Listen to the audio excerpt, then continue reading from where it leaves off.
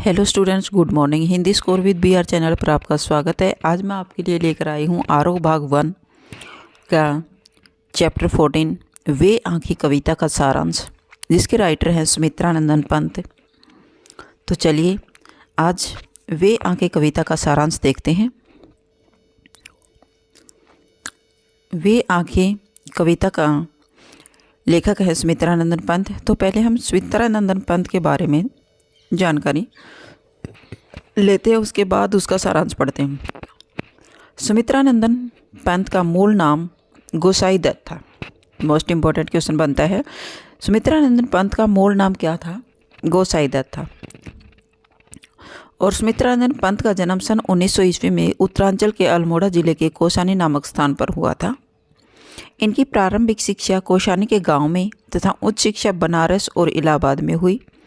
युवावस्था तक पहुंचते पहुंचते महात्मा गांधी के असहयोग आंदोलन से प्रभावित होकर इन्होंने पढ़ाई बीच में ही छोड़ दी और उनके बाद वे स्वतंत्र लेखन करते रहे। स्वतंत्र लेखन यानी स्वतंत्रता पर लेखन करते रहे। साहित्य के प्रति उनके अविस्मरणीय योगदान के लिए इन्हें कई पुरस्कारों से सम्मानित किया गया और इन्हें भारतीय ज्ञानपीठ पुरस्कार, साहित्य अकादमी पुरस्कार, सोवियत लैंड नेहरू पुरस्कार मिले। भारत सरकार ने इन्हें पद्म भूषण से भी सम्मानित किया और सन 1977 ईस्वी में इनकी मृत्यु हो गई। इनकी प्रमुख रचनाएं थी। पंत जी ने समय के अनुसार अनेक विधाओं में कलम चलाई। इनकी रचनाएं निम्नलिखित हैं। काव्य हैं वीणा, ग्रंथि, पल्लव, गुंजन, युगवाणी, ग्राम्याम, चिदम्बरा, उत्तरा, स्वर्ण किरण, कला और बूढ़ा चांद, लोकायतन आदि इनके प्रमुख काव्य रचनाएं थी। कला और बूढ़ा चांद और लोकायतन और चिदम्बरा इसकी मोस्ट इम्पोर्टेंट रचनाएं हैं, काफ़ी बार कॉम्पिटिटिव एग्जाम में पूछी जाती हैं। इनका नाटक था रजत, रश्मि, ज्योत्सना और शिल्पी और इसका उपन्यास है हार। तो चलिए अब इसका सारांश देखते हैं। सुमित्रा नंदन पंत एक यह कविता पंत जी के प्रगतिशील दौर की कविता है। सुमित्रा नंदन पंत वैसे तो प्रकृति के चितेरे रहे हैं, अर्थात प्रकृति का उनकी कविताओं में प्रकृति का ही वर्णन देखने को मिलता है। लेकिन वे आँखें कविता में सुमित्रा नंदन पंत ने दयनीय और दुख भरे किसान के जीवन का वर्णन किया गया है कि शोषक वर्ग किस प्रकार किसान का पर शोषण करता रहता है और वह अपना पूरा जीवन दुखमय अवस्था में ही बिता देता है। यह कविता पंत जी के प्रगतिशील दौर की कविता है। इसमें विकास की विरोधाभासी अवधारणाओं पर करारा प्रहार किया गया है। युग युग से शोषण के शिकार किसान का जीवन कवि को आहत करता है। दुखद बात यह है कि स्वाधीन भारत में भी किसानों को केंद्र में रखकर व्यवस्था ने निर्णायक हस्तक्षेप नहीं किया कि हमारा देश स्वतंत्र अवश्य हो गया, लेकिन किसानों के लिए कोई भी नियम कानून नहीं बना। उनकी तरफ किसी ने ध्यान नहीं दिया। यह कविता दुष्चक्र में फंसे किसानों के व्यक्तिगत एवं पारिवारिक दुखों की परतों को खोलती है और स्पष्ट रूप से विभाजित समाज की वर्गीय चेतना का खाका प्रस्तुत करती है। कवि कहता है कि किसान की अंधकार की गुफा के समान आँखों में दुख की पीड़ा भरी हुई है। किसान की आंखों में अंधकार के समान दुख दर्द छाया रहता है और दुख की पीड़ा से भरा रहता है। इन आंखों को देखने से डर लगता है क्योंकि उसमें कभी भी आशा की किरण नहीं दिखाई देती। वह किसान पहले स्वतंत्र था, उसकी आंखों में अभिमान झलकता था। आज सारे संसार ने उसे अकेला छोड़ दिया है और उनकी आंखों में लहलहाते खेत झलकते हैं जिनसे अब उसे बेदखल कर दिया गया है। और उसे अपने बेटे की याद आती है कि जिसे जमींदार के कारिंदों ने लाठियों से पीट कर मार डाला और कर्ज के कारण उसका घर बिक गया। महाजन ने ब्याज की कौड़ी नहीं छोड़ी तथा उनके बैलों की जोड़ी भी नीलाम कर दी गई और उनकी उजरी गाय भी अब उनके पास नहीं है।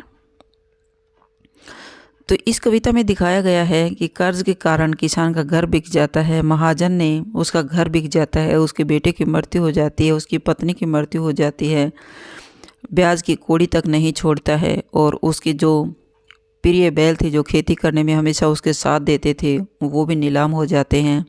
तो और उजरी नामक गाय थी जो कभी किसान के बिना दूध ही नहीं देती थी, और वो भी उसके घर से चले जाते हैं। किसान की पत्नी दवा के बिना मर गई और देखभाल के बिना दूध मोही बच्ची यानी दूध मोही छोटी बच्ची भी 2 दिन बाद मर गई। उसके घर में बेटे की विधवा पत्नी थी, परंतु कोतवाल ने उसे बुला लिया और उसने कुएं में कूदकर अपनी जान दे दी, और शर्म के मारे वो भी कुएं में कूद गई। किसान की पत्नी का नहीं, जवान लड़की की याद बहुत पीड़ा देती थी। जब वह एक पुराने सुखों को याद करता है तो आंखों में चमक आ जाती है, परंतु अगले ही क्षण सच्चाई के धरातल पर आकर पथरा जाती है। यानी उसकी पत्नी मर जाती है तो वो सब्र कर लेता है कि चलो जोरू तो आदमी की जूते के समान होती है, अगर मर गई तो दूसरी ले आएंगे। लेकिन जब उसके जवान बेटे की मृत्यु होती है तो वह बहुत आहत होता है और उस पीड़ा से वो अंदर से टूट जाता है। किसान पर महाजनों के अत्याचारों का सजीव वर्णन है। इसमें कौन कौन सी विशेषताएं उभर कर सामने आई हैं?